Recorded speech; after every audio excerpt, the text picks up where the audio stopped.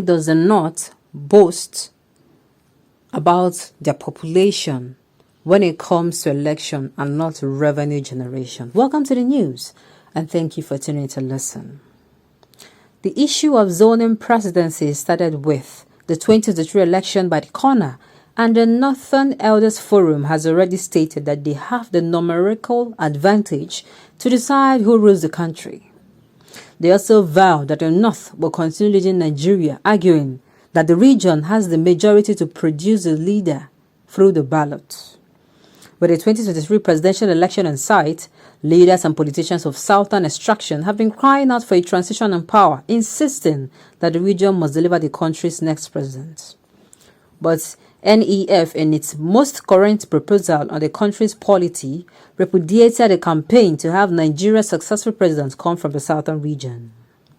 NEF spokesman Hakeem Baba Ahmed announced that NEF will not permit the 2023 presidency to be moved to the southern fraction of the country, arguing that the position is a democratic office that will be selected by the majority. He emphasized that the North will never be deceived into compliance, nor coerced to give up in the pursuit to secure power in 2023, assessing its vast human population that bestows the region an advantage over others. The Northern Elders Forum might be right when they say they have the numerical advantage, but the question now is, does the numerical advantage only apply to electing a president that will rule the state? What about the generation of revenue? The top three most populated countries in the world are China, India, and the United States, according to the U.S. Census Bureau's current population. These countries are thriving and making more out of the numerical advantage they have over others, putting all human resources to work to enable them to thrive, which is evident in all the world. Nigeria is the seventh most populated country in the world, and the North contributes a major number to the population. If the North can utilize all the manpower that they have adequately, the Nigerian economy will bolster and won't be lopsided. During the pre-colonial era, the North had a standard system of government, and they did well to make sure the economy thrived. The success of the economy was what attracted colonial masters to them. We believe that the North can still put in such effort in this dispensation and make more out of the numerical advantage that they have, not just when it comes to presidential election. I totally agree. You cannot be claiming to have such numerical strength, and when it comes to generation of revenue, then we do not see it. You keep blowing, permits me to use the word, blowing all sort of grammar. Forgive me. No offense. You keep saying all sort of things concerning how you can produce the next president of Nigeria and all that. Are you producing? Is a president meant to be manufactured? No, please tell me. I stand to be corrected. Is a president now meant to be manufactured? Is it not supposed to be by voting? And I keep saying, if only the federal government will allow INEC to make use or to employ the use of electronic voting, a lot of things will be clear as crystal. Then we will now find out truly who have the right voting power. No one should be intimidated, I beg your pardon.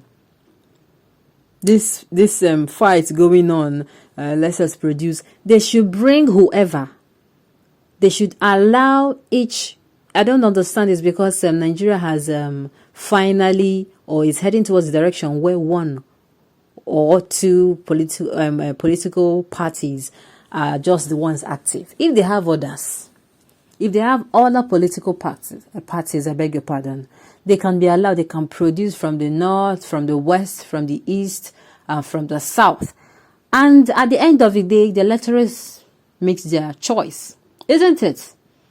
After all, we are in a democratic system of government where an election is supposed to be free and fair.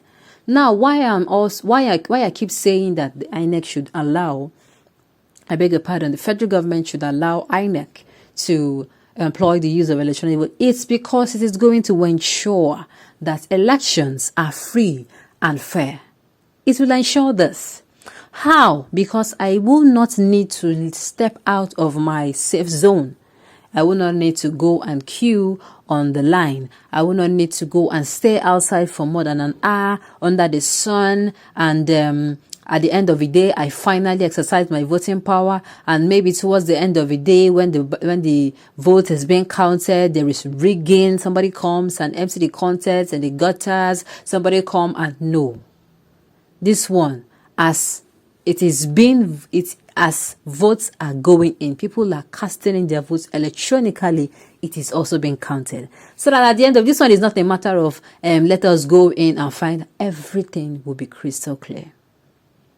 Everything will be. In fact, before the end of the election, the winner will have been seen clearly.